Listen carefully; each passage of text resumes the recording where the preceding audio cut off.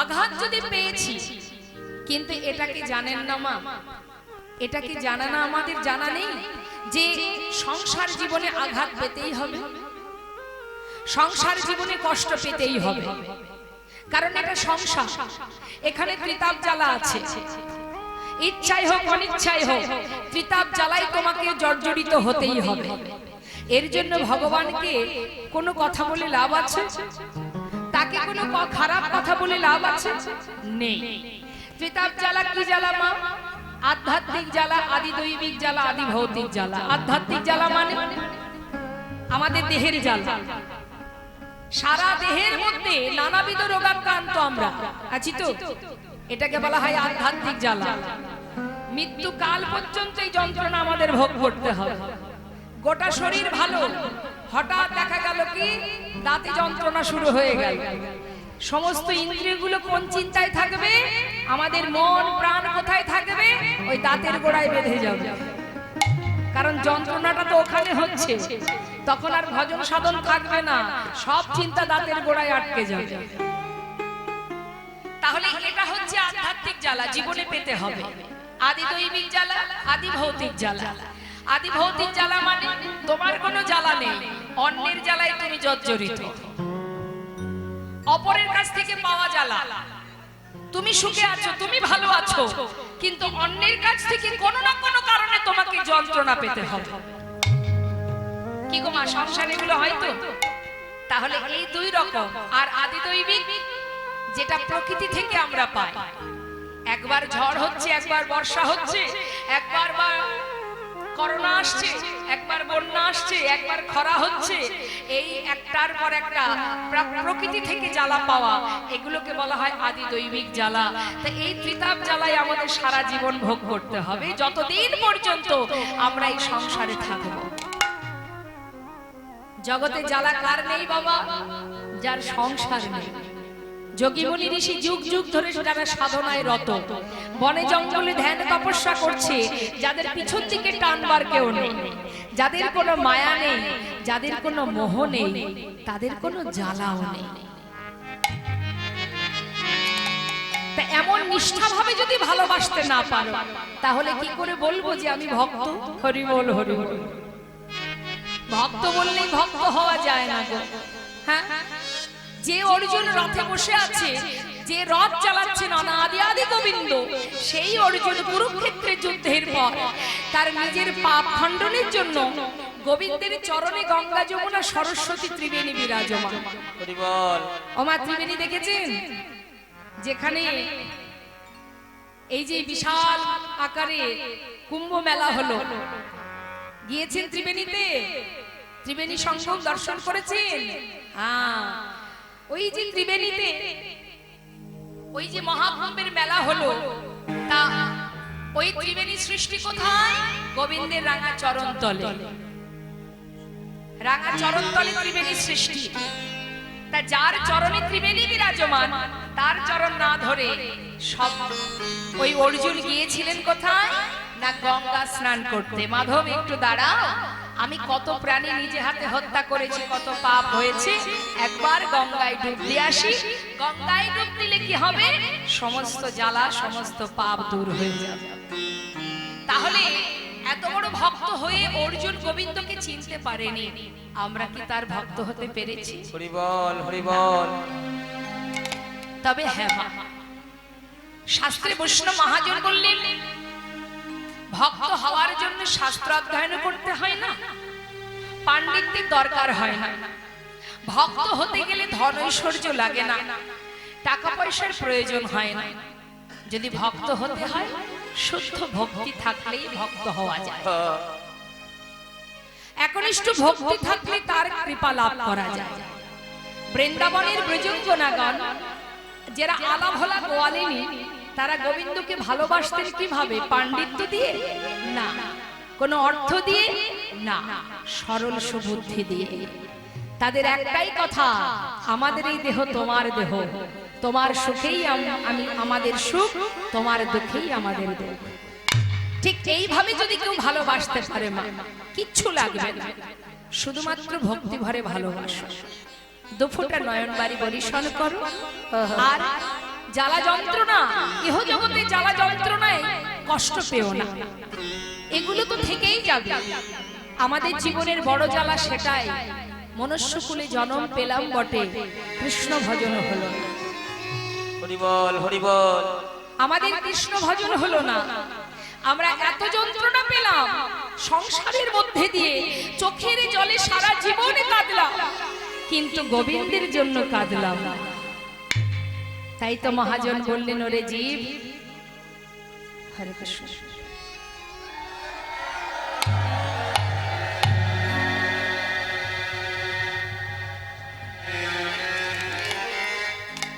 যদি কাঁদতে হয়, দুফোঁটা চোখের জল যদি ফেলতে হয়, হরি বল, হরি বল। তাহলে ভগবানের চরণে কাঁদো। তবে কি জন্য? কিছু পাওয়ার আশায় নয়, শুধু একটাই চাওয়া, যেন তোমার চরণ পাদপদ্ম লাভ করতে পারি, আর কিচ্ছু নয়। যদি চোখের জলে ভগবানের চরণ ধুয়ে দিতে পারো, যদি দুফোঁটা বাড়ি বর্ষণ করতে পারো, দেবর্ষি নারদকে বলেছিলেন করুণাময় গোবিন্দ, ওগো নারদ, কেউ যদি দুফোঁটা বাড়ি বর্ষণ করে, এই জগতে আর কিচ্ছু চাই না আমি তার কাছে। যদি দুফোঁটা বাড়ি বর্ষণ করে আত্মনিবেদন করতে পারে, যুগে যুগে আমি তার চরণে দাস হই। তাই মাগো,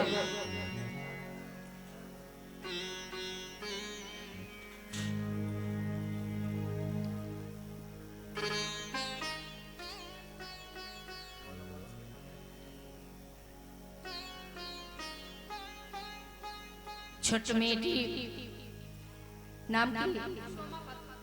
সোমা পাথর। দেখতেই পাচ্ছেন আপনারা, কি বলুন তো, কি এটা কার ছবি? এর মধ্যেই ওর যত ভালোবাসা, যত প্রেম, যত ভক্তি এর মধ্যেই আছে। তার ভালোবাসা দিয়ে, প্রেম দিয়ে সুন্দর করে ছবিটাকে ওর মনের মতো করে ও সাজিয়েছে। তাই সবাই মিলে ভগবানের কাছে আমরা প্রার্থনা করব, এইভাবে যেন ও ভগবত সেবায় নিজেকে সঁপে দিতে পারে। ভগবানের ছবি আঁকতে কেমন সুন্দর করে, বাহ! ভগবানের ছবি এঁকেছো, বাহ বাহ বাহ। যা কৃষ্ণ ভক্তি হোক, গুরু কৃপা হোক, সবাই মিলে একবার জয়ধ্বনি করুন, নিতাই গৌর হরি বল, হরি হরি বল, হরি বল।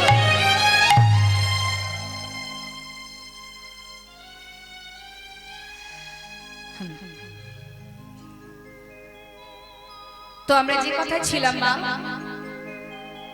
বৈষ্ণব মহাজন বললেন, গৌরাঙ্গ বলিতে হবে পুলক শরীর, হরি হরি বদনে নয়নে বহেনে, চোখে দুফোঁটা বাড়ি, আর গুরু চরণ আশ্রয় করো। যদি গুরু কৃপা হয়, গুরু কৃপা লাভ করতে পারো। মহাজন বললেন, কৃষ্ণ কৃপা তো জগৎময়, গুরু কৃপা কোন কোন ভাগ্যবান ভাগ্যবতীর হয়।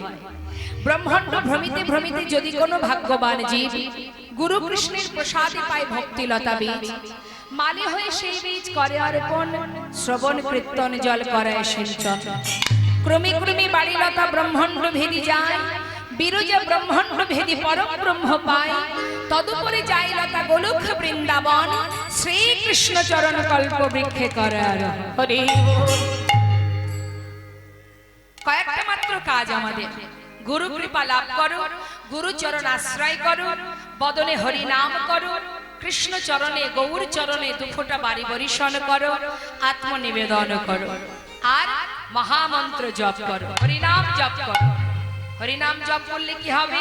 বৈষ্ণব মহাজন বললেন, জীব যদি হরিনাম জপ করে, কলিযুগে নাম ছাড়া নাহি আর ধর্ম।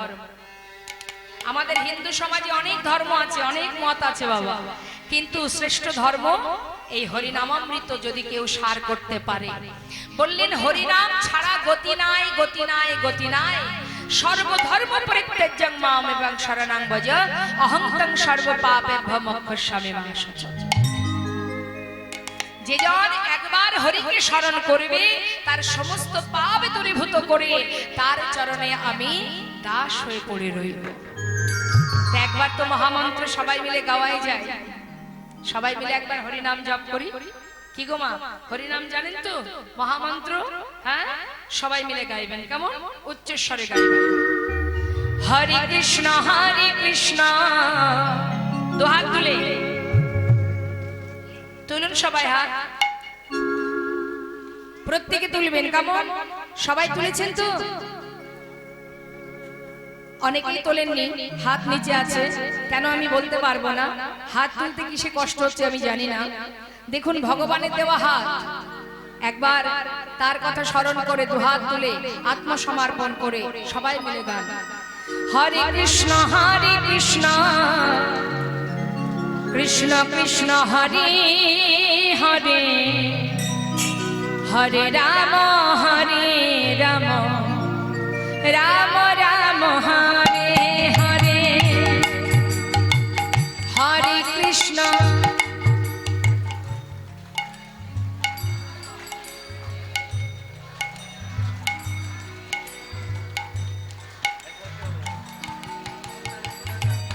জনিতা, যে যেমন খুশি হাতে তালি দিলে হবে, তাল বেতাল হয়ে যাবে তো। হ্যাঁ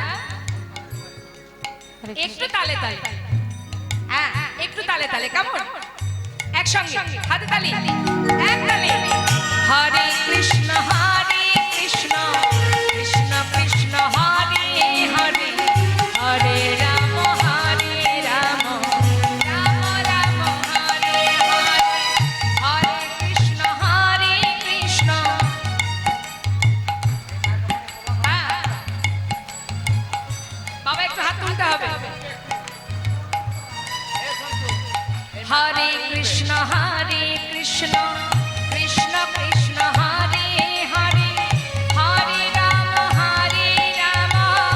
রাম রাম হরে হরে, হরে কৃষ্ণ।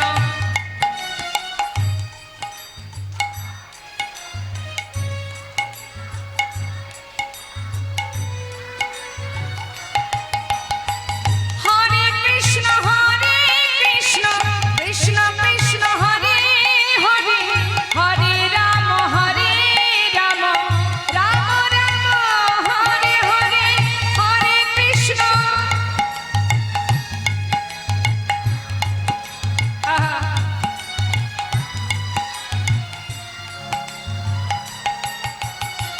হরে কৃষ্ণ কৃষ্ণ কৃষ্ণ কৃষ্ণ হরে হরে, হরে রাম রাম রাম রাম হরে হরে।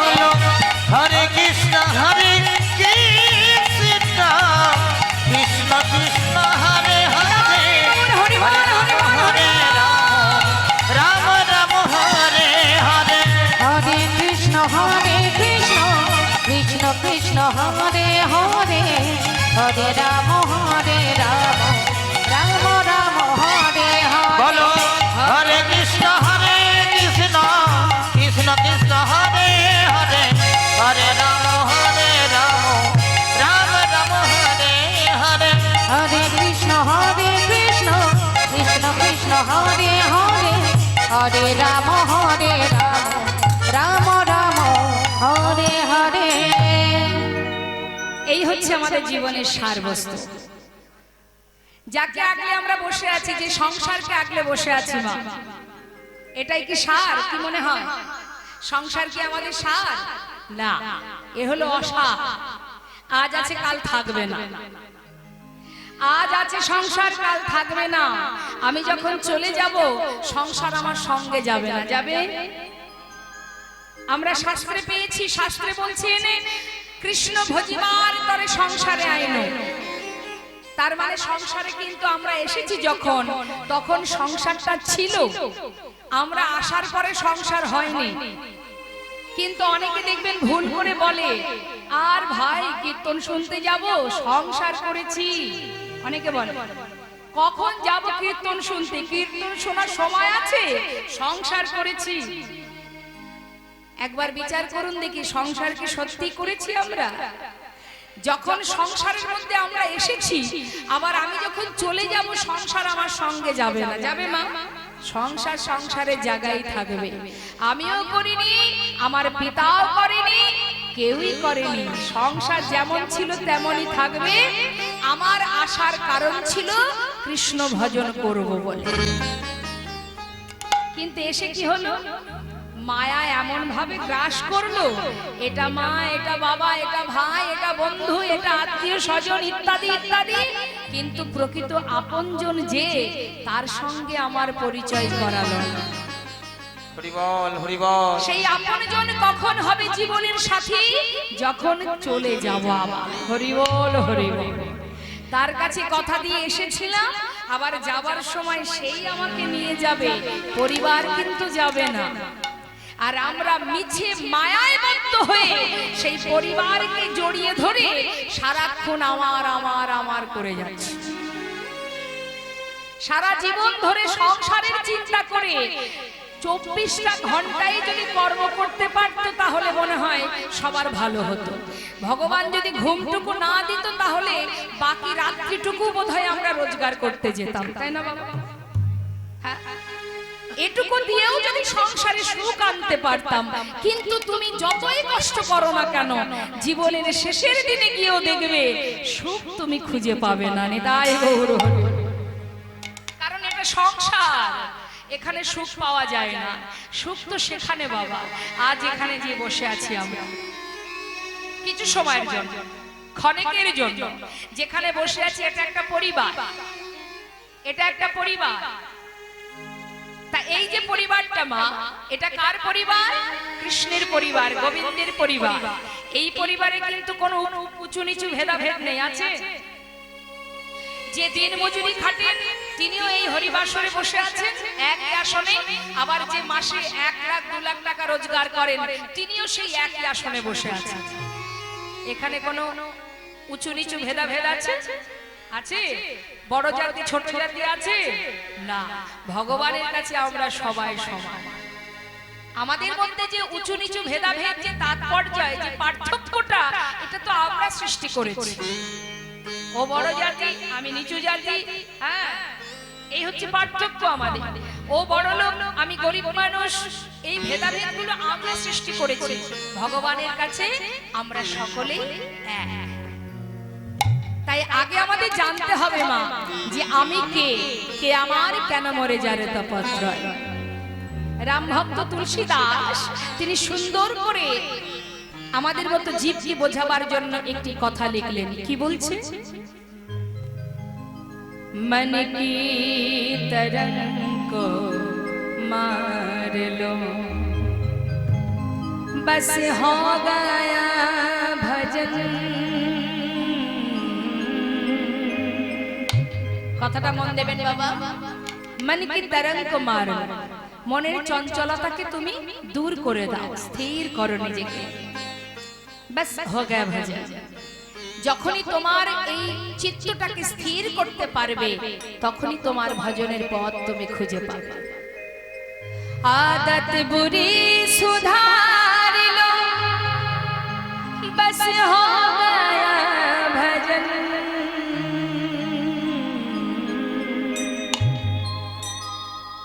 যখনই দেখবেন আমাদের চিত্ত স্থির হয়ে যায় বাবা, ভিতর থেকে সমস্ত কালিমা দূর হয়ে যায়, সমস্ত অপরাধ ভুল পাপ কর্ম দূর হয়ে যায়, তখনই কিন্তু আমরা সঠিক পথের সন্ধান পাই। আয়ে হো তুম কাহা সে और जाओगे कहाँ, इतना दिल विचार लो, बस हो गया भजन। কোথা থেকে এসেছো আর কোথায় যাবে, একবার নিজের কাছে প্রশ্ন করো। ইতনা দিল বিচার লো, মনকে জিজ্ঞাসা করো, তবেই তো তোমার ভজনের পথ পরিষ্কার। কে আমি, কি আমার পরিচয়, আসল ঠিকানা কি, কোথা থেকে এসেছি আমি, কি আমার কর্ম আর আমি কি করছি। ভগবান আমাদেরকে পাঠিয়েও তিনি কিন্তু স্থির নেই বাবা। কথাগুলো মন দিয়ে শুনবেন না। ভগবান মনুষ্যকুলে জন্ম দিয়ে পাঠিয়েছেন, কিন্তু তিনি চুপচাপ বসে নেই, তিনিও আমার সঙ্গে এসেছেন। হরি বল হরি বল হরি বল। শ্রীধাম নবদ্বীপের মাঝে গৌর রূপে নিজে আচরণ করে জগৎ জীবকে শিক্ষা দিচ্ছে, নিজে কাঁদছেন, জীবকে কাঁদাচ্ছেন। ওরে জীব, ধরো লও গ্রহণ করো, নাম ছাড়া গতি নাই। হরের নাম হরের নাম, হরের নামই কেবলম কল নাস্তেব নাস্তেব গতির অন্যথা। হরিনাম করো, শুধুমাত্র হরিনাম করো। কত সহজ উপায় চিন্তা করো।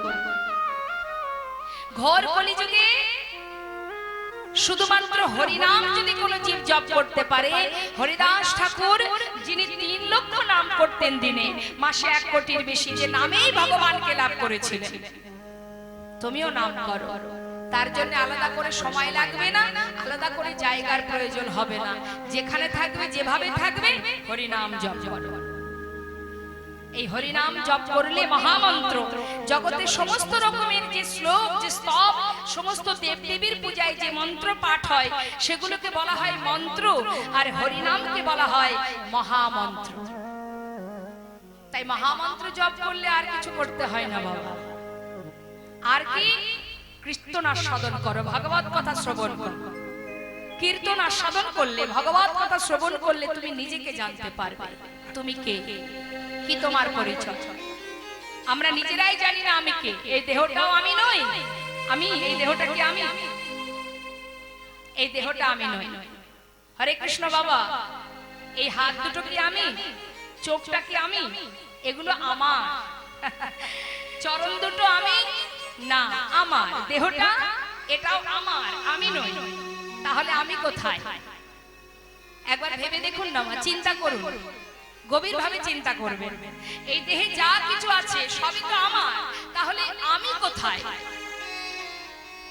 তাই তো প্রশ্ন তো আসতেই পারে, কৌতূহল জাগতেই পারে মনে। চোখ যদি আমার হবে, মুখ যদি আমার হবে, দেহ যদি আমার হবে, তাহলে আমি কই? কোথায় আছি আমি? এই দেহের মধ্যে দেখাতে পারবেন আমি কোথায় আছি? হরি বল। আপনাকে যদি কেটে কেটে টুকরো টুকরো করা হয়, তবু খুঁজে পাওয়া যাবে ওর মধ্যে আমি কোথায় আছি? হরি বল, হরি বল। তাহলে আমি যদি কোথায় আছি জানতে পারি, তবেই তো আমার ভজন আমি খুঁজে পাবো মা। আমি কোথায় আছি? এই যে শ্বাস চলছে না, দেখতে পাচ্ছেন কেউ? দেখতে পাচ্ছেন না, অনুভব করছেন, তাই না? যে শ্বাস চলছে, অনুভব হচ্ছে, দেখা যায় না মা। তা এই যে শ্বাস আসছে আর যাচ্ছে, যেটা আছে বলে, যে শক্তিটা এর মধ্যে আছে বলে আজ আপনাদের মতো ভক্ত সম্মুখে দাঁড়িয়ে আছে। যে শক্তিটা আছে বলে দুবাহু প্রসার করে ভগবানের নাম করতে পারছি। হরি বল। যে শক্তিটা আছে বলে এখনো পর্যন্ত দাঁড়িয়ে আছি, সেটাই হলো শুধু আমি, শুধুমাত্র সেটাই আমি। আর জগতে কিছুই আমি নই। বিষয়, সম্পদ, ধন, ঐশ্বর্য, টাকা পয়সা, বিষয় সব থাকবে পড়ে, শুধু আমি থাকবো না। হরি বল। আমার গোনা দিন যখন ফুরিয়ে যাবে, আমি চলে যাব। সংসারের মধ্যে শুধু মূল্যবান সময়টুকু হা কৃষ্ণ কৃষ্ণ বলে না ডেকে, মায়ার সংসারে জড়িত হয়ে, মায়ার পিছনে ছুটে গিয়ে মায়ার দাস হয়ে পড়ে রইলাম। কিন্তু এখনো বুঝতে পারলাম না, পৃথিবীতে যা কিছু আছে সবই অসার। যেজন বুঝেছে সেজন চলে গেছে। কি দেননি ভগবান আমাদের? জ্ঞান দিয়েছে, বিবেক দিয়েছে, বুদ্ধি দিয়েছে, চেতনা, চৈতন্য সব দিয়েছে। দিলে কি হবে? মায়া গ্রাস করেছে।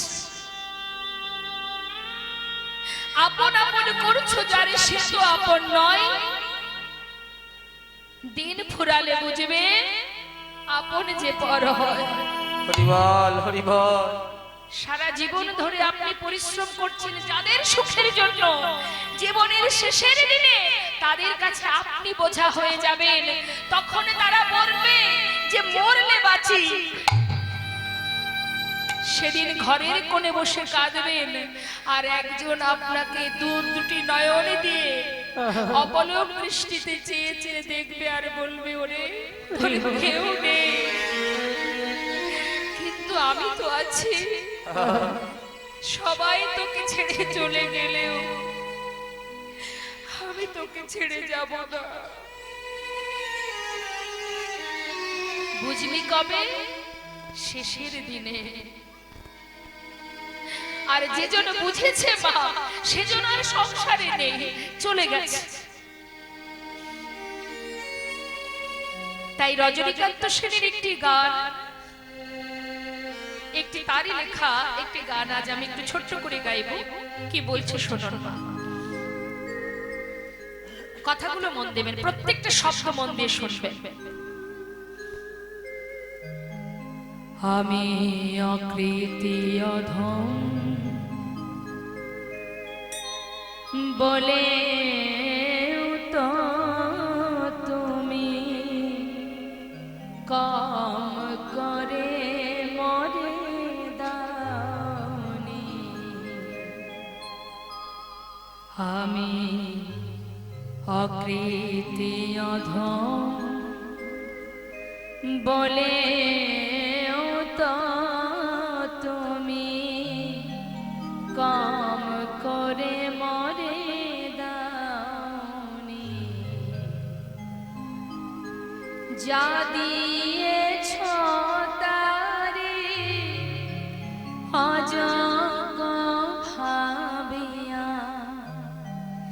যা দিয়েছ তারে অযোগ্য ভাবিয়া, কেড়েও তো কিছু নাওনি।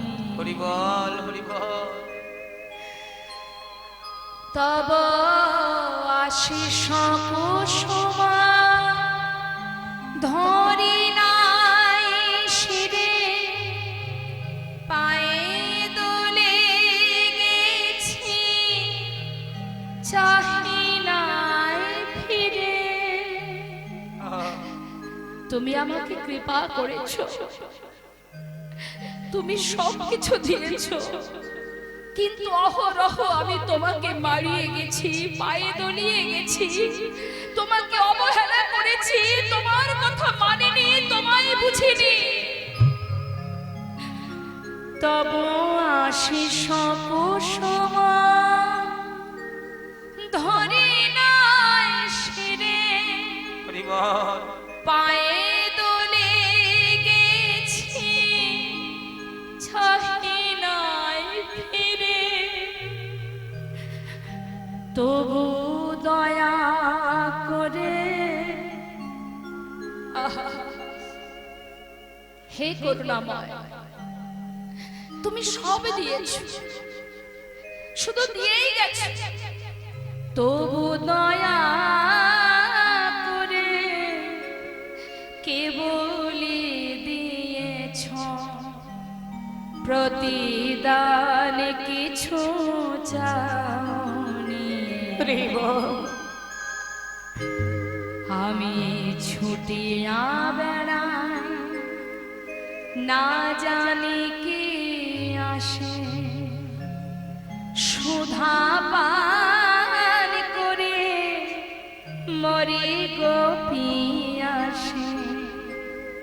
ছুটিয়া বেড়াই, না জানি কে আসে, সুধা পান করে মরি গোপিয়াসে। তবু যাহা চায় সকলি দিয়েছ, তুমি তো কিছু পাওনি। হরি বল, হরি বল। হ্যাঁ তো দিয়েছো তুমি, সব কিছু দিয়েছো তুমি, সব পেয়েও সারা জীবনে ছুটে বেরিয়েছি, না জানি কোন আশায় কোন পিপাসায়। এত দিয়েছো তথাপিও আশা পূর্ণ হয়নি আমার। তুমি রাখিতে চাহো গো বাঁধনে আটিয়া, শতবার যায় বাঁধন কাটিয়া। তুমি রাখিতে চাহো গো বাঁধনে আটিয়া,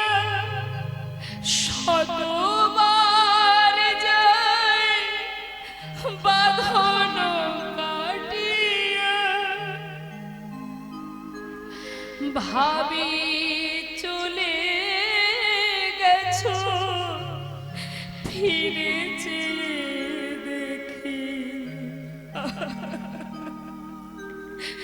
এতবার তোমাকে অবহেলা করেছি, এতবার তোমাকে উপেক্ষা করেছি, জীবনের শেষে গিয়ে কখন যেন মনে হলো যে তুমি বোধহয় আমায় ছেড়ে চলে গেছো।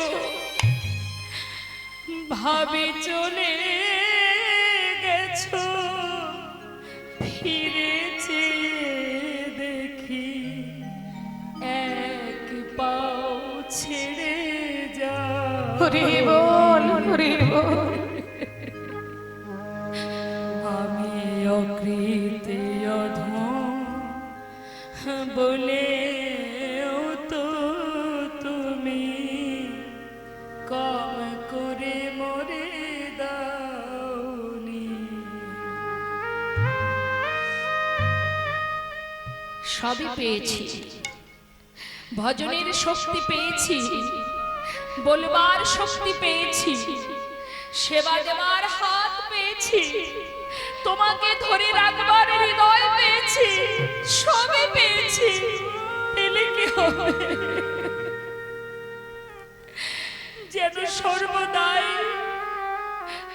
ওই মিছে মায়ার বালিশ মাথায় দিয়ে ঘুমানোর জন্য তোমাকে উপেক্ষা করে, তোমাকে তুচ্ছ ভেবে সর্বদাই অন্ধকার কারাগারে ডুবে আছি, আবদ্ধ হয়ে আছে অন্ধকার কারাগারে।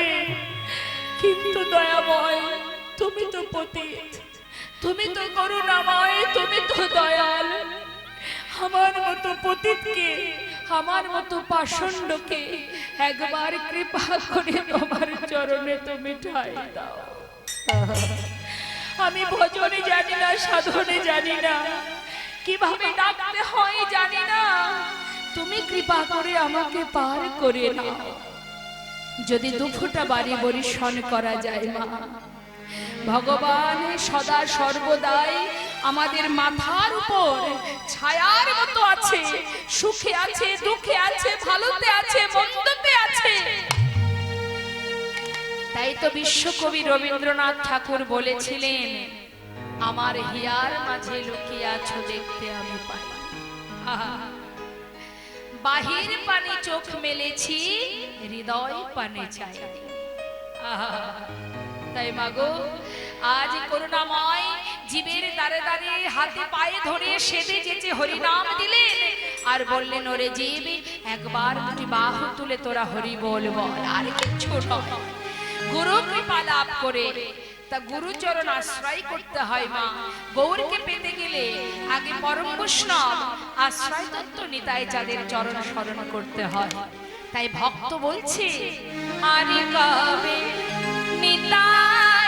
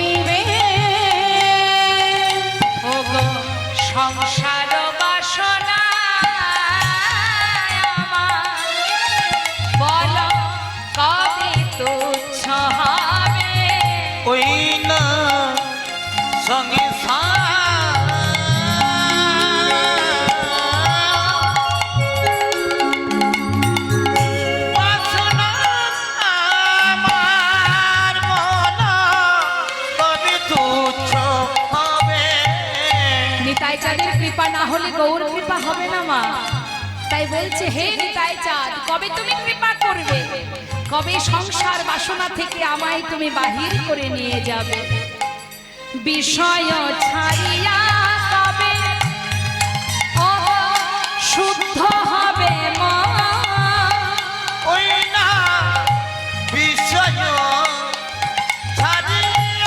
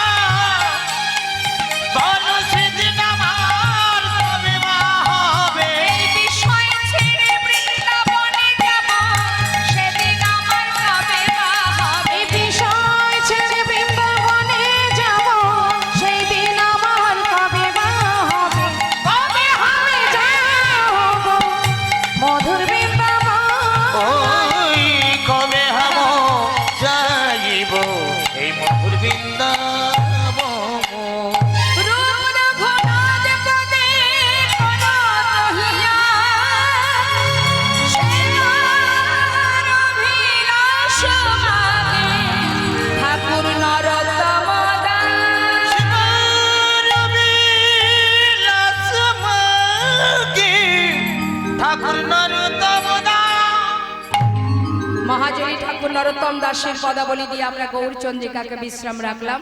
চলে যাব আমরা লীলা কথায়। আমাদের আজকের আস্বাদনের বিষয় ভক্ত ভগবানের মধুর মিলন। তো সেই ভক্তটির কথা আমরা শুনবো।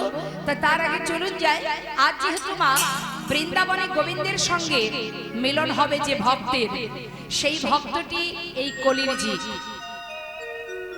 এই কলির জীব, যে কলিতে আমরা জন্ম পেয়েছি, এই কলিরই এক জীব, কলিরই এক মানুষ, কলিরই এক জীব, যে কিনা বৃন্দাবনে গোবিন্দ চরণ পেয়েছে। নিতাই গৌর হরি বল হরি বল। তা সেই ভক্তের কথা আমরা জানবো। তার আগে আসুন আমরা বৃন্দাবনের একটা ভজন শ্রবণ করে নিই। এত সময় বসে আস্বাদন করলেন, এবার সবাই মিলে একটু হাতে তালি দিয়ে ভজনের সঙ্গে তালে তাল মিলিয়ে ভজন গাইতে হবে। গাইতে পারেন বা না পারেন, হাতে তালি তো দিতে পারবেন। হ্যাঁ, বাহ। হরে কৃষ্ণ। ওমা মুখে হাত কেন? কি দুশ্চিন্তা হচ্ছে? চিন্তা করছেন কিছু? কার চিন্তা করছেন? ভাবছো বসে চলবে কিসে? তুমি ভাববার কে? যার ভাবনা সেই ভাবে, তুমি ভাবো তাকে। নিতাই গৌর হরি বল। আমার মা তো চিন্তায় আছেন, মুখে হাত দিয়ে ভাবছে। একেবারে মুখে হাত দেওয়া যাবে না। এখন শুধুমাত্র কৃষ্ণ কথায় আমরা ডুবে থাকবো। কেমন? হ্যাঁ, রাধে রাধে বলুন দেখি। বৃন্দাবনের সরকারকে, হ্যাঁ, সরকারকে খুশি না করলে গোবিন্দকে পাবেন না। তা চলুন যাই আমরা সবাই মিলে রাধা নাম গাইতে গাইতে বৃন্দাবনের আগে রাধা গোবিন্দের যুগল আস্বাদন করি, তারপরে লীলা প্রবেশ করি। বৃন্দাবন ধাম আচ্ছা বাবা জবে যা রাধে রাধে রাধে, হ্যাঁ, রাধে শ্যাম।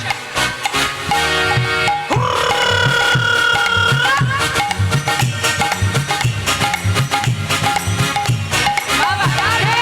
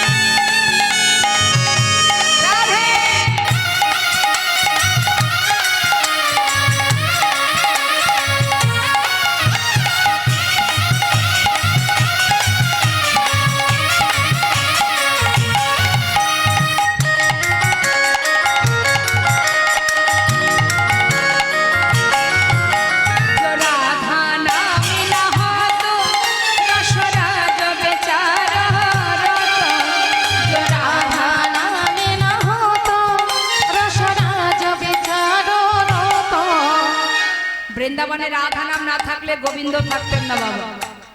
নাহি হত কৃষ্ণ অবতার জপে যা রাধে রাধে। ও নাহি হো হরি বল, হরি বল, নাহি হো কৃষ্ণ অবতার রূপে যা রাধে রাধে বৃন্দাবন ধাম আমার জপে যা রাধে রাধে হায় ভজে যা রাধে রাধে হায় জপে যা রাধে রাধে ভজে যা রাধে রাধে। প্রেম সে বলিয়ে রাধা রানী কি। আমার মনে হচ্ছে আরেকটু জোর হবে। আরেকটু জোর হবে তো, আরেকটু জোরে বলিয়ে বৃন্দাবন ধাম কি, বাঁকে বিহারি লাল কি। বায়ারে সবে গেন্টা বায়ার গেন্টা ছাড়ুন গেন্টা। যদি সঠিকভাবে কেউ ডাকতে পারে, ডাকার মতো যদি কেউ ডাকে, ভগবানের সাধ্য আছে ভক্তের ডাকে সাড়া না দিয়ে দূরে থাকতে। হ্যাঁ, সঠিকভাবে ডাকতে হবে, তাই তো মা? তা আজ দেখুন মধুময় শ্রীধাম বৃন্দাবন, শ্রীধাম বৃন্দাবনে ভগবান কৃষ্ণের চরণে যে দুই ভক্ত গোবিন্দ দর্শন পেয়েছিলেন তাদের ঘর, তার মধ্যে একজনের ঘর বৃন্দাবনে আর একজনের ঘর হলো মুর্শিদাবাদ জেলায়। নিতাই গৌর হরি হরি। মুর্শিদাবাদ ডিস্ট্রিক্ট, মস্ত বড় জমিদার, সেই জমিদার গঙ্গা গোবিন্দ সিংহ।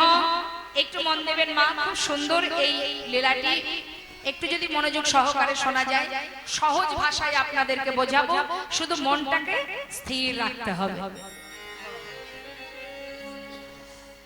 তা গঙ্গা গোবিন্দ সিংহ তিনি ছিলেন জমিদার। তার একটি পুত্র হলো যার নাম প্রাণকৃষ্ণ সিংহ। সে যখন জমিদারি করতে শুরু করলো, সেই প্রাণকৃষ্ণ সিংহের পুত্র যার নাম কৃষ্ণচন্দ্র সিংহ, এই যে কৃষ্ণচন্দ্র সিংহ যাকে ভালোবেসে ঠাকুর দাদা নাম দিয়েছিল লালা। এখন ঠাকুর দাদা আদর করে নাতিদের নাম রাখতেই পারে কি, তাই তো মা? আদর করে নাম রেখেছে লালা। ছেলের যখন বয়স 12 বছর, কাচারি বারান্দায় বসে আছে, জমিদারি কাচারি বারান্দা, সুন্দর একটি বারান্দাতে বসে আছে, সদর সম্মুখে যে বারান্দা, বারান্দায় বসে আছে। হঠাৎ একজন কন্যাদায়গ্রস্ত ব্রাহ্মণ তিনি এসেছেন কিছু সাহায্য নেবেন বলে জমিদারের কাছে। তখন জমিদারি করছেন কে? তার পিতা প্রাণকৃষ্ণ সিংহ। দ্বারে এসে দাঁড়িয়েছে মা, দুটি বাহু প্রসার করে বলছে আমাকে কিছু সাহায্য করুন, আমি কন্যাদায়গ্রস্ত পিতা। এখন যে দাঁড়ে দাঁড়িয়ে আছে সে বারবার তাকে ধাক্কা দিয়ে তাড়িয়ে দিচ্ছে। বললেন এই জমিদারি মহলে কোনোদিন কাউকে দান করা যাবে না, দান করা নিষেধ, তুমি চলে যাও। সে তো কোনো কথাই শুনছে না। আমাকে দয়া করুন, আমি অসহায় বাবা, আমি কন্যাদায়গ্রস্ত, আমি জাতিতে ব্রাহ্মণ, বড় বিপদে পড়ে এসেছি, আমাকে কিছু সাহায্য করুন। বারবার বলছে কিন্তু কিছুতেই শুনছে না। দাঁড়িয়ে তাকে বারবার ধাক্কা দিয়ে তাড়িয়ে দিচ্ছে। আর এই ঘটনাটা দেখছে কে? তার সন্তান, ওই প্রাণকৃষ্ণ সিংহের পুত্র, যিনি আদরের নাতি জমিদার প্রাণকৃষ্ণের পুত্র লালা। এখন লালা দূর থেকে দেখে জিজ্ঞাসা করছে, আয় দাঁড়ি, তুমি ওনাকে তাড়িয়ে দিচ্ছ কেন? বাবু, উনি এসেছেন কিছু সাহায্য নেবেন, উনি হচ্ছেন কন্যাদায়গ্রস্ত পিতা। সাহায্য? কিন্তু তুমি তাড়িয়ে কেন দিচ্ছ? বাবু, আপনার পিতার আদেশ এই মহল থেকে কোনোদিন কাউকে দান ধ্যান করা যাবে না। ওকে বারণ করা সত্ত্বেও শুনছে না, সেই জন্য তাড়িয়ে দিচ্ছি। বলো কি তুমি? একজন অসহায় পিতা দ্বারে এসেছে, যাত্রার কাছে নয়, যিনি মস্ত বড় জমিদার, আমার পিতা বড় জমিদার, তার দ্বারে এসেছে সাহায্যের জন্য, আর তাকে কিছু দান করবে না? এটা কি করে হতে পারে? যাও, আমার পিতাকে গিয়ে বলো সে যেন এই অসহায় বাবাকে 1000 টাকা দান করে দেয়। সঙ্গে সঙ্গে দ্বারে ভিতরে গিয়ে বললেন, বাবু, দ্বারে এসেছেন একজন অসহায় ব্রাহ্মণ, তিনি কন্যাদায়গ্রস্ত, তাই আপনার দ্বারে এসেছে সাহায্যের জন্য। আমি বারবার তাড়িয়ে দেওয়ার চেষ্টা করছিলাম, যখন আপনার পুত্র আদেশ করলেন যে আপনার কাছ থেকে 1000 টাকা নিয়ে তাকে দান করতে। প্রাণ কৃষ্ণ সিংহ বলে উঠলেন, এত বড় সাহস! আমার পুত্র দুধের শিশু, 12 বছর বয়স যার, তার এত বড় সাহস যে সে পিতার বাক্যকে উপেক্ষা করে, আমার আদেশকে যে লঙ্ঘন করে, এমন সন্তান যাকে আমি জন্ম দিয়েছি। শোনো, আমার পিতা আমার সন্তানকে গিয়ে বলে এসো, যতদিন সে নিজে রোজগার করতে না পারবে, পিতৃ সম্পদের এক কোণা কাউকে দান করবার স্পর্ধা যেন না দেখায়। 1000 টাকা ব্রাহ্মণকে দিয়ে এই খবরটা আমার পুত্রকে দিয়ে এসো। আত্ম অহংকারে বশীভূত মা, ধন ঐশ্বর্যে বশীভূত, এত ধন ঐশ্বর্য, তিনি মস্ত বড় জমিদার, এত প্রতিপত্তিতা, সে অহংকারে ডুবে গেছে। অহংকারে ডুবে নিজের সন্তানকে বলে দিল, দাড়িকে দিয়ে, প্রহরীকে দিয়ে, যে বলে দাও যতদিন নিজে রোজগার করতে না শিখবে ততদিন দান করবার স্পর্ধা যেন না দেখায়। যেমন বাবা তার তো তেমনই সন্তান। ছেলেও জেদ করে বসলো, ছেলেও প্রতিজ্ঞা করলো। কি প্রতিজ্ঞা? যে পিতার মন এত ছোট, এমন ছোট মনের পরিচয় যে পিতা দিয়েছে, আমি তার সন্তান। একজন অসহায় বাবা এসে কিছু সাহায্য চাইছে, তাকে যদি সাহায্য করতে নাই পারলাম, কিসের জমিদার আমি, কিসের জমিদারি আমার? সনদারি, আমার পিতাকে গিয়ে বলে এসো, যতদিন আমি রোজগার না করব ততদিন পিতৃ সম্পদের এক কোণাও আমি কাউকে দান করব। সেই দিনই ছেলে আমার পিতাকে ছেড়ে, সমস্ত সুখ স্বাচ্ছন্দ্য পরিত্যাগ করে ওই মুর্শিদাবাদ জেলা ছেড়ে চলে এলো বর্ধমান জেলায়। একটা ফেরেশতা তারে 20 টাকা বেতনে কাজ করতে শুরু করে দিল। 12 বছরের ছেলে লালা। প্রতিজ্ঞা, জীবনে এমন পিতার মুখ আমি দেখব না যার মন এত ছোট, যার ভিতরে দয়া নেই, করুণা নেই, মমতা নেই, ভালোবাসা নেই, আমি তেমন পিতার মুখ আর দেখব না। তিনি কিন্তু মানে লালা ছোটবেলা থেকেই একটু তার হৃদয়টা ছিল সরল, একটু দয়ালু। সে কারণ কষ্ট সহ্য করতে পারতো না, দান ধ্যান করতে ভালোবাসতো। কিন্তু বাবার আদেশ, তিনি হচ্ছেন বড় জমিদার, তার বাক্য লঙ্ঘন হবে না। সেই জন্য ছেলেও প্রতিজ্ঞা করলেন, এমন পিতার মুখ আমি আর দেখব না। 20 টাকা বেতনে কাজ করতে শুরু করে দিল। কাজ করতেছে, করতে করতে ছেলে বড় হচ্ছে, আর এদিকে বাবার বয়স হচ্ছে, তাই তো? একটু একটু করে তিনি, তার বয়স কমছে তো, আর ছেলের বয়স, ছেলেও বড় হচ্ছে, আর এদিকে বাবা আস্তে আস্তে বৃদ্ধ হচ্ছে, শয্যায় শুয়ে আছে। এলাকাবাসীকে পাঠিয়ে দিল, যাও তোমরা সবাই মিলে আমার পুত্রকে একবার আমার কাছে নিয়ে এসো। কে শোনে কার কথা? পরিষ্কার উত্তর দিয়ে দিল, বলে দাও পিতাকে আমি তার মুখ দর্শন করব না। শয্যায় শুয়ে শুয়ে বাবা এতদিন যে বিষয় সম্পদ নিজের মধ্যে, নিজের হাতের মধ্যে, মুঠোর মধ্যে করে রেখেছিল, যে বিষয় সম্পদ আগলে রেখেছিল আমার আমার করে, আজকে সেই সকল ধন ঐশ্বর্য, সেই জমিদারি, এত সুখ সর্বস্ব ভগবানের চরণে সঁপে দিল। শয্যায় শুয়ে শুয়ে অন্তিম সময় যখন এলো মা, এটা শুধুমাত্র প্রাণকৃষ্ণ নয়, এটা আমাদের ক্ষেত্রেও হয়। আমাদের যখন ক্ষমতা থাকে তখন আমরাও যেন মনে মনে ভাবি, ভগবান আর কোথায়, ভগবান তো আমি। এমনও ভাব কিছু কিছু মানুষের দেখা যায় বাবা, নিজেকেই ভগবান মনে করে, আমি সব করতে পারি। বর্তমান সমাজের হালচাল তো দেখছেন কি অবস্থা, সবাই নিজেকে নিজে ভগবান মনে করে, আমি এটা করব, ওটা করব, সেটা করব। কিন্তু তুমি কি জানো, খেলিছ এ বিশ্বলয় বিরাট শিশু আনমন, আপন মনে খেলে যাচ্ছে। কখন যে কিভাবে লয় আর প্রলয় হবে, কখন যে সৃষ্টি হবে, কে বা জানে। তাই মাগো, প্রাণ কৃষ্ণ সিংহ যে দম্ভ নিয়ে এতদিন কাটিয়েছে, আজ শয্যায় শুয়ে শুয়ে কাঁদছে, চোখের জলে বুক ভাসিয়ে। রক্ষা করো হে তুমি হে ভগবান, হে জগৎ জগতে সবই কিছু তোমারই তো দান। বলো এ জগতে সব কিছু তোমারই তো দান। তুমি আছো হরি বিশ্ব চরাচরে, তুমি আছো হরি বিশ্ব চরাচরে, তুমি আছো হরি বিশ্ব চরাচরে, আজ তুমি আছো হরি বিশ্ব চরাচরে। শেষের দিনে হরি ডাকি গো তোমারে, তুমি আছো হরি এ বিশ্ব চরাচরে, শেষের দিনে হরি ডাকি গো তোমারে। রক্ষা করো হে ভগবান,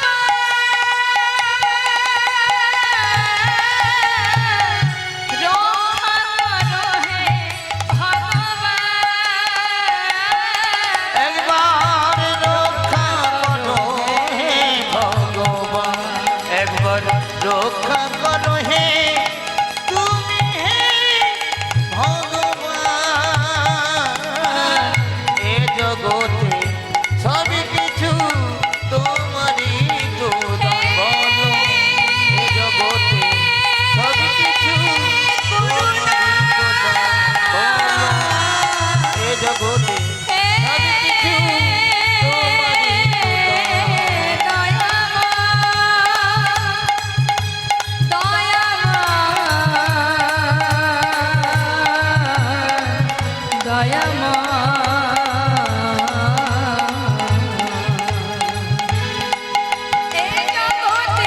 সব কিছু তোমারই তো দান। বলো এ জগতে সব কিছু তোমারই তো দান। দেখতে দেখতে প্রাণ পাখি চলে গেল বাবা। যেই না প্রাণ পাখি উড়ে চলে গেল, সেই খবর চলে গেল লালার কানে। আর লালা যখনই জানতে পারলেন যে তার পিতা আর ধরায় নেই, সে মারা গেছে, সে ইহলোক ছেড়ে পরলোক গমন করেছে, খবর পাওয়া মাত্রই এবার এলাকাবাসী সবাই গিয়ে বললেন, দেখো বাবু, তোমার যার প্রতি অভিমান ছিল, যার প্রতি তোমার রাগ ছিল, ক্ষোভ ছিল, সে তো চলে গেছে, এবার তো তুমি ফিরে চলো, না হলে তোমার পিতার পরে ওই জমিদারি রক্ষা করবে কে? এই কথা শুনে এবার সবার অনুরোধ শুনে লালা পুনরায় আবার মুর্শিদাবাদে ফিরে এলেন। হরিবল হরিবল সমস্ত হিসাব নিকাশ বুঝে নিয়ে এবার জমিদারি রক্ষা করতে শুরু করলেন মা। উপযুক্ত বিবাহের বয়স হয়েছে, তাই এলাকাবাসী সুকন্যার সন্ধান করে লালার বিবাহ দিল। বিবাহের পর তার স্ত্রী হলো, কিছুদিন পর তার একটি সন্তান হলো, জয়নিতা। ছেলের নাম রাখলেন নারায়ণ। হরিবল হরি হরি। কি নাম রেখেছে মা? নারায়ণ। ভগবানের নামে নাম রেখেছে। এখনকার রাখে? এখনকার বাড়িতে ছেলে মেয়েরা হলে, বাচ্চা কাচ্চা হলে কি নাম রাখে?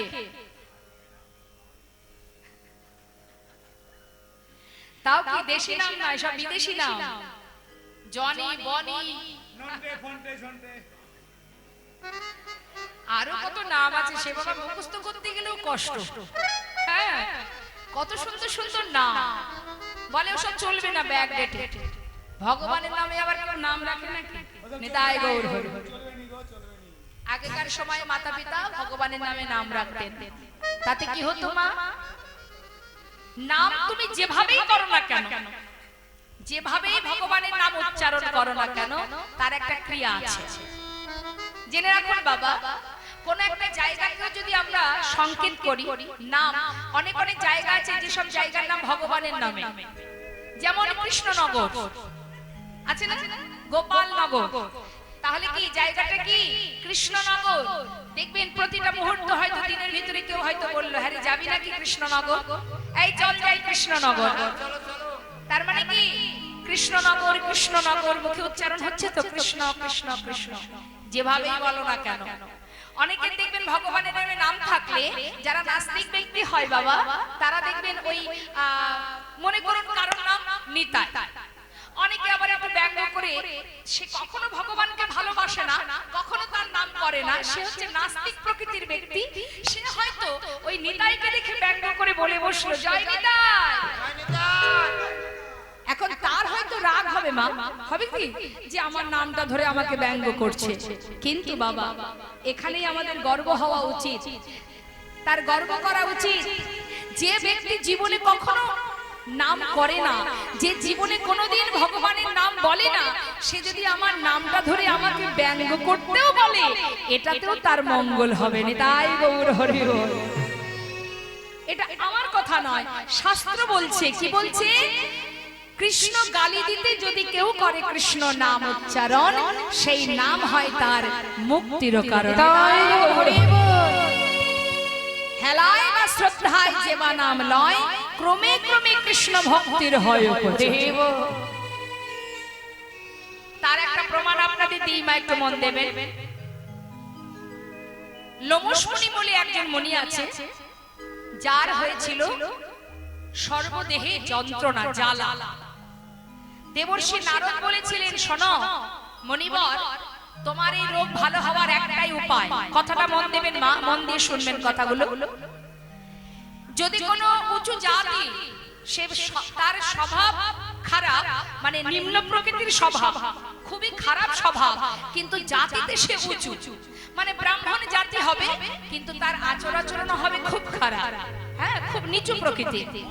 হ্যাঁ, এমন কোন ব্যক্তির হাত থেকে যদি তুমি ভিক্ষা নিয়ে এসে রন্ধন করে খেতে পারো, তাহলে তোমার রোগ ভালো হয়ে যাবে না। তাই গৌর হরি। এখন দেবর্ষি নারদের এই কথা শুনে লোমশ মুনি চারিদিকে খুঁজছে বাবা, যে কার ঘরে জাতিতে উঁচু আবার তার স্বভাব আচরণ খুবই নিচু, এমন ঘরে আমাকে ভিক্ষা করতে হবে। খুঁজে খুঁজে পেল কাকে? অজামিলকে। নিতাই গৌর হরি। আমা অজামিল, অজামিল জাতিতে ব্রাহ্মণ, কিন্তু তার আচরণ খারাপ, সে ডাকাতি করে বেড়ায়, প্রাণী হত্যা করে বেড়ায়। তার পরিবারে যে সন্তান আছে তাদেরকে নিয়ে প্রতিদিন সন্ধ্যা হলে ডাকাতি করতে যায়। এখন যখনই খবর পেয়েছে লোমশ মুনি বাবা, সেই ঘরে গিয়ে ভিক্ষা করে এনেছে। ভিক্ষা করে রন্ধন করে সেবা করে যখন তার সমস্ত জ্বালা থেকে মুক্তি পেয়েছে, তখন তিনি ছুটে গিয়েছেন আবার সেই অজামিলের গৃহে। গিয়ে বলছে, দেখো তোমার জন্য আমার এত বড় উপকার হয়েছে, আজ আমি আশীর্বাদ স্বরূপ তোমার এই যে ছোট্ট সন্তান সবে মাত্র হয়েছে, এই ছোট্ট শিশুকে আমি নামকরণ করে গেলাম, এই ছেলের নাম থাক নারায়ণ। নিতাই গৌর হরি। তার নাম দিয়েছে কি? নারায়ণ। হ্যাঁ, অন্যান্য ছেলেদের নাম কিন্তু ভগবানের নামে নয়, 1 কোটি 2 কোটি 3 কোটি এইভাবে নাম, আর ছোট ছেলের নাম হচ্ছে বাবা নারায়ণ। এখন লোমশ অজামিল যখন মা শয্যাশায়ী, অন্তিম সময়, মৃত্যুর মুহূর্ত বাবা, প্রাণ পাখি যাবে উড়ে, সেই মুহূর্তে যখন শয্যায় শুয়ে আছে, হঠাৎ যমরাজ দুধ পাঠিয়ে দিয়েছে বাবা, দুধ পাঠিয়ে দিয়েছে ওকে নিয়ে আসার জন্য। এদিকে ওই দুধকে দেখে চিৎকার করে নিজের পুত্রকে ডাকছে, নারায়ণ নারায়ণ নারায়ণ, একবার কাছে আয় বাবা। আত্মনাদ করছে, তো অন্তিম সময় এসে গেছে যে আর তো ধরে রাখতে পারছে না নিজেকে। যমদূত দেখে ভয়ে ঠক ঠক করে কাঁপছে আর বলছে, নারায়ণ কাছে আয়, নারায়ণ নারায়ণ তুই আমার পাশে আয় বাবা, আমার কাছে আয়। এমন ভাবে চিৎকার করে ডেকেছে বাবা, বিষ্ণু লোক থেকে দুধ পাঠিয়ে দিয়েছে। নিতাই গৌর হরি। এখন বিষ্ণু লোক থেকে যখন দুধ এসেছে, হঠাৎ যমদূত জিজ্ঞাসা করছে, তোমরা কেন এসেছো? হ্যাঁ, তোমরা কেন এসেছো? বলছে, কেন? ওকে নিয়ে যাব। ওকে নিয়ে যাবে? দেখছো না ও কার নাম করছে? হ্যাঁ দেখছি, ও নারায়ণ নারায়ণ বলে ডাকছে, কিন্তু এ তো আর সেই বৈকুণ্ঠের নারায়ণ নয়, এ তো ওর সন্তানের নাম নারায়ণ, ওই নাম ধরে ডাকছে। আরে যেভাবেই ডাকুক না কেন, নাম তো উচ্চারণ করছে। নাম যেভাবেই মুখে উচ্চারণ হোক, জিহ্বাতে যে কারণেই নাম উচ্চারণ হোক, কাউকে ইঙ্গিত করতে, কাউকে ব্যঙ্গ করতে, কাউকে সংকেত করতে, নাম বদলে উচ্চারণ করলে তার ক্রিয়া হবেই হবে। যদি ডাকার মতো ডাকতে পারে, তাই তোমরা ওকে নিয়ে যেতে পারবে না, ওকে নিয়ে যাবার জন্য আমরা এসেছি। তাই গৌর হরি বল, হরি বল। তাই মাগো, জেনে বুঝে নাম রাখতে হয় সন্তানের। অনেকে নাম রাখে পাপায়, তার মানে পাপ তুই আর দূরে কেন থাকবি, সব আমার কাছে আয়। কি সুন্দর নাম, আরো নাম আছে, পরে বলবো। তা যাই হোক, এখন প্রাণকৃষ্ণ সিংহ যখন চলে গেলেন, সন্তান এলো ঘরে ফিরে, বিবাহ হলো, ছেলে হলো, নাম দিল নারায়ণ, আর তার পালিতা কন্যা যার নাম সুমতি। সুন্দর সংসার, সুখে স্বাচ্ছন্দ্যে দিন কেটে যায়। এত বড় জমিদারি, এত ধন ঐশ্বর্য, জমিদারি সুখ, এত আরাম, এত আনন্দ। আহা, সুখে থাকতে কেউ কষ্ট চায় না? কি কষ্ট কেউ করতে চায়? এই যে কষ্ট কেউ করতে চায়? সবাই আমরা ভগবানকে বলি না, সুখ দাও, সুখ দাও, শান্তি দাও। কষ্ট কে বা চায় বাবা? কষ্ট কেউ চায় না। চাই কি মা? কষ্ট কেউ চায় না। কারা চায়? দেখুন, যে জন কৃষ্ণ সুখে সুখী সে চায়। তার প্রমাণ হচ্ছে এই লালা বাবা। এত সুখ কিভাবে তার জীবনে একটা একটা করে বাবা ত্যাগের সৃষ্টি হচ্ছে। যদি গোবিন্দ চরণ তোমাকে লাভ করতে হয়, তুমি যদি ভগবানের চরণ লাভ করতে চাও, সবার আগে মায়ার সংসারকে ত্যাগ করতে হবে। ত্যাগ যদি না হয়, তাহলে কিন্তু সেই মূল্যবান বিষয় পাওয়া যাবে। তা ত্যাগ কিভাবে করছে লালা?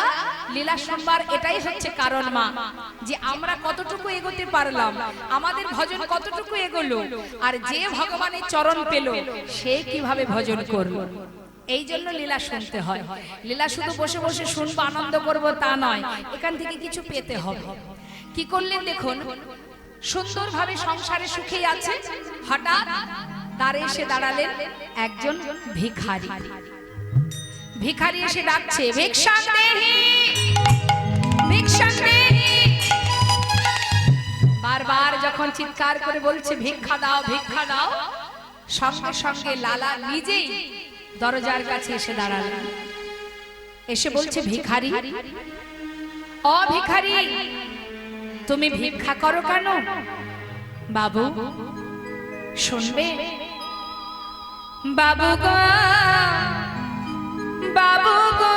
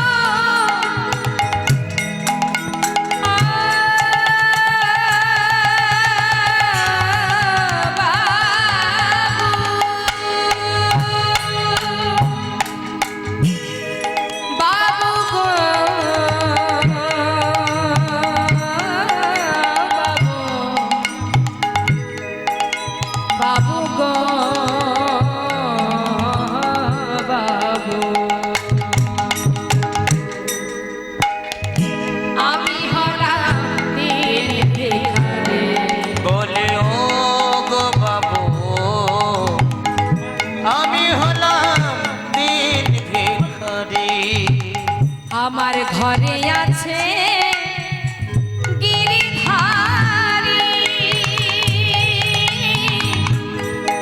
তাই দাঁড়ে দাঁড়ে আমি ভিক্ষা করি।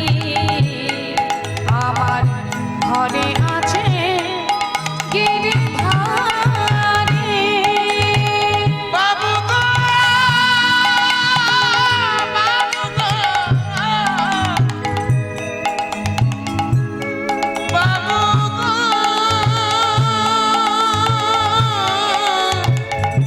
বাবু।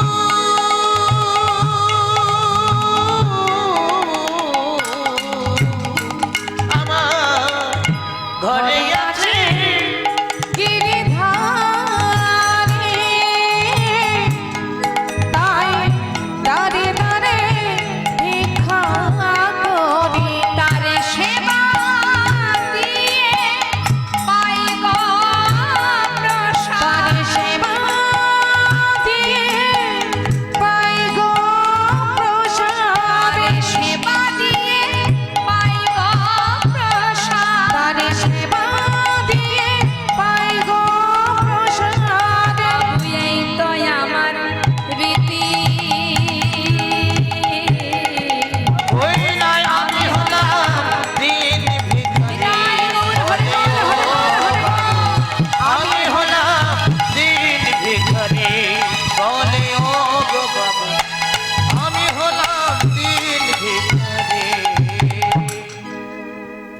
ভিখারি ভিক্ষা করে। কেন ভিক্ষা করে? না ঘরে গিরিধারী আছে, গিরিধারীকে সেবা দিয়ে নিজে প্রসাদ পায়। লালা এই কথা শোনা মাত্রই কি করেছে মা, অনেক দামি দামি রত্ন, দামি দামি রত্ন একটা পুটুলি বেঁধে দিয়েছে ভিখারির হাতে। এই যে ভিখারি, এগুলো ধরো, এতে কি আছে বাবু? অনেক দামি রত্ন আছে, এগুলো নিয়ে যাও। নিয়ে গিয়ে তুমি প্রতিদিন ভগবানের সেবা দেবে আর মহা সুখে থাকবে। ঠিক আছে বাবু, তাহলে এবার আমি আসি। যাও। মাথায় করে নিয়ে যাচ্ছে বাবা। কিছুটা পথ গেছে আর লালা কিন্তু দরজায় দাঁড়িয়ে আছে। মা দেখছে ভিখারি চলে যাচ্ছে। কিছুটা পথ যাবার পর সেই পুটুলিটা নিয়ে দূরে জঙ্গলের মধ্যে ছুঁড়ে ফেলে দেয়। পিছন থেকে চিৎকার করে বলে উঠলেন জমিদার লালা, ভিখারি, তোমাকে যা কিছু দিয়েছি তুমি ফেলে দিলে কেন? বলো কেন ফেলে দিলে? বাবু, আমাকে ক্ষমা করে দিন বাবু, আপনার দেওয়া মূল্যবান সম্পদ আমি মাথায় করে নিয়ে যাচ্ছিলাম। হঠাৎ কে যেন আমাকে পিছন থেকে ডেকে বলল, ভিখারি, এই ভিখারি, এগুলো নিয়ে কোথায় যাচ্ছিস তুই? আরে এত দামি দামি রত্নের পুটুলি নিয়ে তুই বুঝি ধনী হতে চাস? কি রে, আমি তো কোনোদিন তোকে বলিনি আমাকে রাজভোগ এনে দে। আমি তো কোনোদিন তোকে বলিনি আমাকে ক্ষীর ননি মাখন এনে দে। দাঁড়ে দাঁড়ে ভিক্ষা করে যা পাস আমি তো তাতেই খুশি। এগুলো নিয়ে কোথায় যাচ্ছিস? এই মোহের মধ্যে যদি তুই ডুবে যাস, এত কিছুর মধ্যে যদি তোর মন একবার ডুবে যায়, তুই যে গোবিন্দ ভজন ভুলে যাবি। ফেলে দে, ওগুলো ফেলে দে। যেমন করে দাঁড়ে দাঁড়ে ভিক্ষা করে তুই সেবা দিচ্ছিস, ওইভাবে সেবা দে। আয় আমার কাছে আয়, আমি ডাকছি তোকে। আয় ভিখারি, আয় রে ফিরে, ভুলে যাস না মহাভরে। আয় ভিখারি, আয় রে ফিরে, ভুলে যাস না মহাভরে। আই ভিখারি, ওতে আই ভিখারি, আই রে ফিরে, ভুলে যাস না মোহ ঘুরে। তোর গোবিন্দ সেবার বেলা বয়ে যায়, ওই গোবিন্দ সেবার বেলা বয়ে যায়। ওরে বিদুরের খোদ যেমন তোর ভিক্ষার অন্ন তেমন। বিদুরের খোদ যেমন তোর ভিক্ষার অন্ন তেমন। বিদুরের খোদ যেমন তোর ভিক্ষার অন্ন তেমন। বিদুরের খুদ যেমন, তোর ভিক্ষার অন্ন তেমন। সেবা দিতে ভুল করিস নে আমার, সেবা দিতে ভুল করিস নে আমায়। ওরে আই ভিখারি, আই রে আয় ফিরে, ভিখারি, আয় রে ওরে ফিরে, আই ভিখারি, আই রে ওতে ফিরে। আই ভিখারি, আই রে ফিরে, ভুলে যাস না মোহভরে, আই ভিখারি, আই রে ফিরে। ভুলে যাস না মহাভরে। আয় ভিখারি, আয় রে ফিরে, সেবা দিতেই ভুল করিস নে আমায়। সেবা দিতে ভুল করিস নে আমায়। বিদুরের খুদ যেমন তোর ভিক্ষার অন্ন তেমন। ভগবান বলছে ওরে ভিখারি, তুই সব ফেলে দে, ওগুলো কিছুই তোকে নিতে হবে না। হরিবল। দাঁড়ে দাঁড়ে ভিক্ষা করে যেমন করে সেবা দিচ্ছিস আমি তাতেই খুশি। সত্য কথা মা, ভগবানকে সেবা দিতে গেলে রাজভোগের প্রয়োজন হয় না। তুমি যেমনটা আছে, তোমার যেমন ক্ষমতা। বিদুরের ঘরে শাকন্য সেবা করেছিলেন ভগবান কৃষ্ণচন্দ্র। হরিবল। দাসীপুত্র বিদুর, মহাভারতের কথা মা। দাসীপুত্র বিদুরের ঘরে শাকন্য সেবা করেছিলেন। শুধু তাই নয়, তার স্ত্রী একটা কলা সেবা দিতে গিয়ে ভুল করে খোসাটা দিয়েছিলেন, সেটাই ভগবান সেবা করেছিলেন। কেন জানেন? তার মধ্যে ছিল প্রেম, ছিল ভক্তি। যে আজ এই বিশ্ব ব্রহ্মাণ্ডের মালিক, সেই ভগবান কিনা আমার ঘরে সেবা করছে। অবাক দৃষ্টিতে চেয়ে আছে, চোখের জলে বুক ভেসে যায়, কাতর সুরে কেঁদে কেঁদে বলছে, হে গোবিন্দ, আজ তুমি আমার ঘরে সেবা করতে এসেছো। কৃপা করে তুমি গ্রহণ করো। কি বা দেব তোমায়? দেবার মতো তো কিছু নেই। চোখের জলে মুখ ভাসিয়ে কাঁদছে, ভুল করে খোসাটা দিয়েছে। আর ভক্তের চোখে জল দেখে ভগবান সেই খোসাটাই সেবা করছে। মা, যদি সেবা দিতে পারে কেউ যেমন ভাবেই দিক না কেন, আপনি ভাবছেন ভগবানকে কিছু সেবা দেব, আমার কাছে তো কিছু নেই, যেটুকু আছে যা আছে সেটা দিয়েই সেবা দিন, তাতেই ভগবান সন্তুষ্ট। কিছু না থাকলেও যদি একটি তুলসী পত্র ভগবানের চরণে ভগবানের সেবায় নিবেদন করা যায়, ভগবান তাতেই সন্তুষ্ট। হরে ওরে, আর কিছু নয়, আর কিচ্ছু লাগবে না, সব ফেলে দে, আমার কাছে চলে আয়। শুধু আমার কাছে দেহ মন প্রাণ সঁপে দিয়ে যদি তোরে ভক্তি ভরে দুঃখটা বাড়ি বলি শোনে করিস, আর কিচ্ছু লাগবে না। ওই ওই ওই সব ফেলে দে। বিষয়ের মধ্যে ডুবে থাকলে তুই গোবিন্দ ভজন ভুলে যাবি, ফেলে দে। বাবু বাবু, আমি আসি তাহলে। লালা বললেন, দাঁড়াও, শোনো ভিখারি, তুমি এক কাজ করো, তুমি আমার ঘরে থাকবে, তোমার সমস্ত খাওয়া পরার দায়িত্ব আমার, তোমার সমস্ত দেখাশোনার দায়িত্ব আমার, তুমি আমার এই মহলে থাকবে, কৃষ্ণ নাম করবে আর আমাকে কৃষ্ণ নাম শোনাবে। বাবু, এই সুন্দর মহলে যদি আমি থাকি, তাহলে যে আমিও আপনার মতো করে একটু একটু করে এই বিষয়ের মধ্যে যখন ডুবে যাব, আপনি যেমন কৃষ্ণ ভজন ভুলে গেছেন, আমিও ভুলে যাব। হরি বল, হরি বল। তাই এই মহলে আমি থাকতে পারবো না, এই মহলে থাকলে গোবিন্দ ভজন ভুলে যেতে হবে। সত্য কথা মা।